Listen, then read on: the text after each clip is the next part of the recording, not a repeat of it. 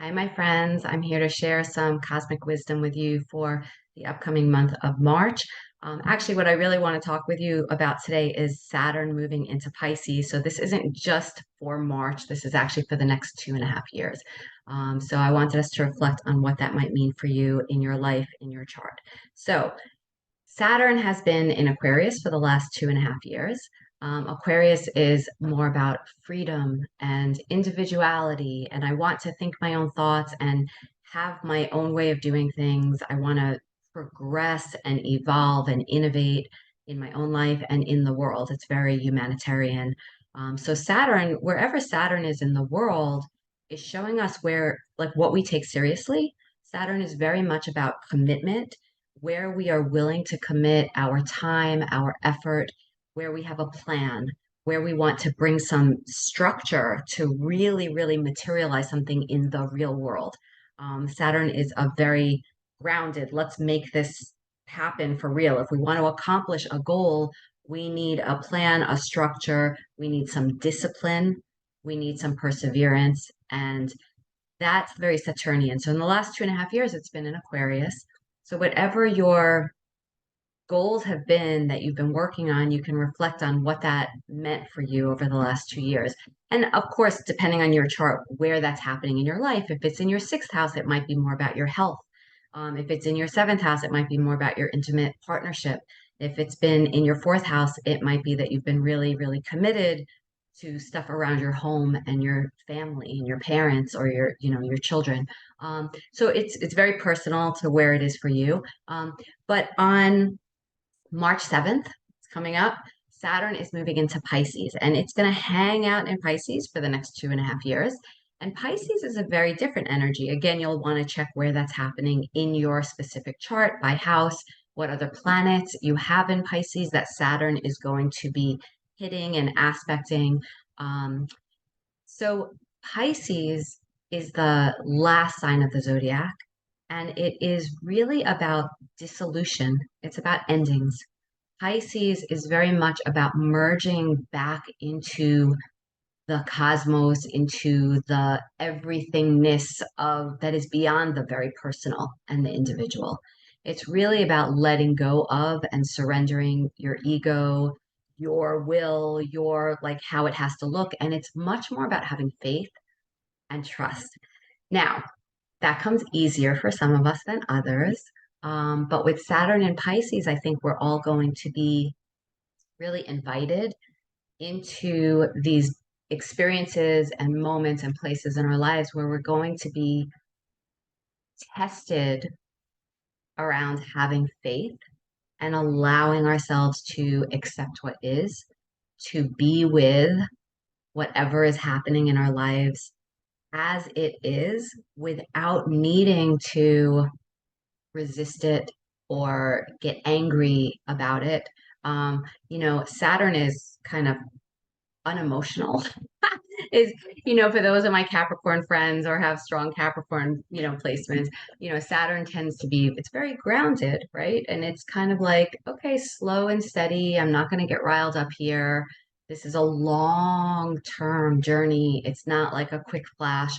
So it's not impulsive, right? Saturn going into Pisces is actually a really interesting energy because it gives us more patience with our own soul. It gives us more of a grounded feeling to our own spiritual practice. Um, and it might be something that we need to help teach us, how do I sit? How do I stay when emotion comes up?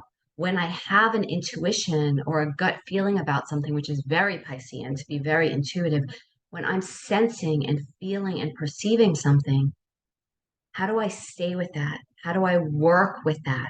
How do I actually create discipline around giving myself the time and space to rest and to enter into that soul space so that I can surrender more of the outer control and doing in my life so that I can just be with my experience?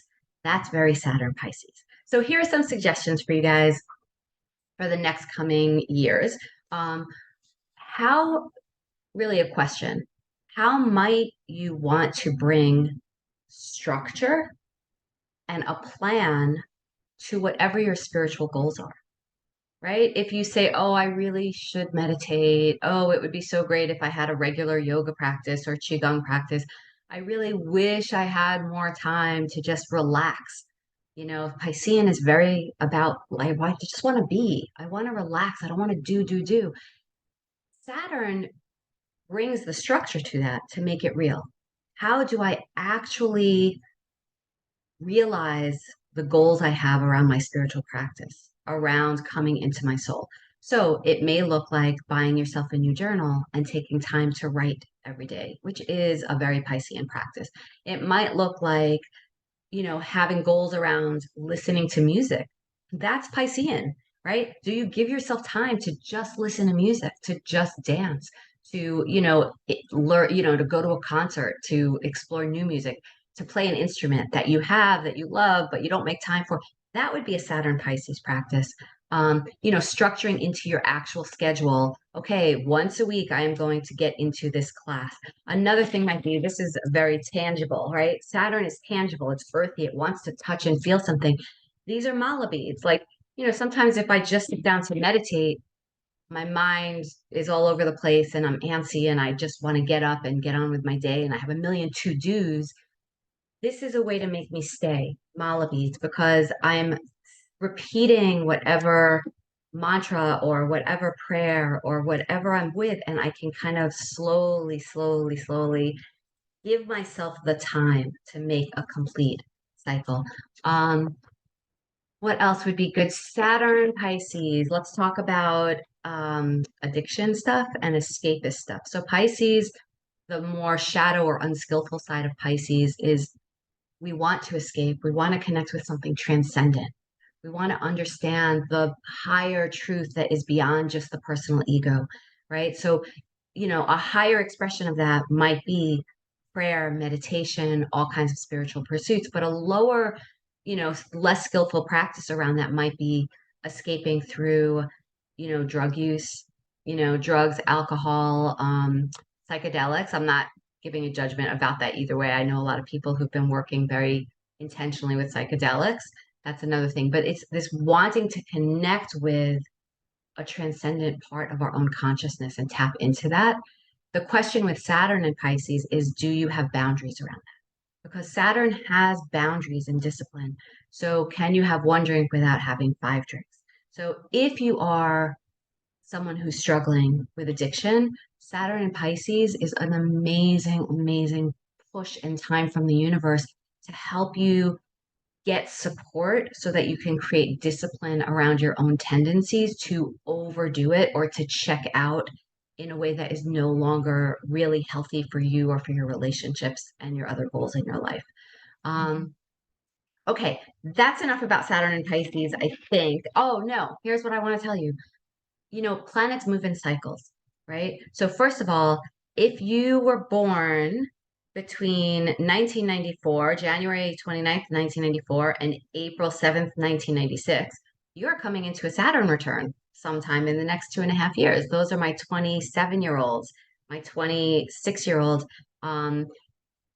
Saturn return happens between age 28 and 20 and 30. If you are older than that, you have Saturn and Pisces, you've experienced that once in your life at some point. So you can think back to 28 to 30 years ago, the last time Saturn was in Pisces, what was happening in my life? Saturn is about commitment. It's about maturity and adulting and responsibility. What do I take seriously that I'm willing to give my life energy and my time to really work at? So you might want to reconsider Saturn at a return cycle, whether it's your first Saturn return and you are now coming into a full astrological adulthood, or whether you're having just, Saturn in Pisces 29 years ago. Either way, it's a opportunity to reflect back and think about anything that I started then is coming to its natural completion. It's the end of a full cycle now. And I'm at an ending point and I'm going to begin the next cycle. So for the next 30 years of my life, what am I laying a foundation for now? What am I being very intentional about? What am I committed to? And creating a plan around that can, again, slow and steady over the next 30 years, could I build and grow in my life? And if there are things in my life right now that no longer serve what I think I want to accomplish and what I'm aiming towards over the next 30 years, this is a time to really get complete with those things in a way that honors how those jobs, those people, those places, those ways of thinking, how they served you and what you learned from that, how you've grown from that, but really say goodbye and kind of end those so that you can move on to the next thing. So you are at this transition point.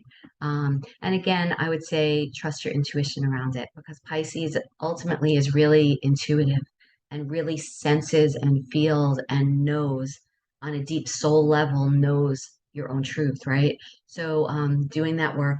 All right. I just want to take a quick look at my notes to see if there's anything else for you guys.